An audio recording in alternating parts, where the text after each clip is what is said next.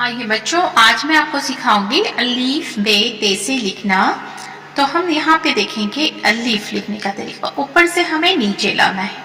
बे लिखने के लिए ऊपर से निशान नीचे, यहाँ पे ऐसे खींच के ऊपर लाना है।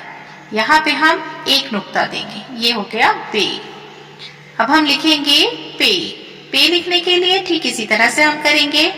पे में 3 नुक्ता, बे में 1 नुक्ता, पे में 3 नुक्ता। अब हम लिखेंगे ते। ते के लिए इस तरह से करना है। अब ध्यान रहे, ते का नुक्ता हमें ऊपर देना है, 2 नुक्ता। अब लिखना है हमें टे। टे के ऊपर हम छोटा सा तो देंगे। अब लिखेंगे हम से। से के ऊपर 3 नुक्ता देंगे। अलीफ बे पे ते टे से।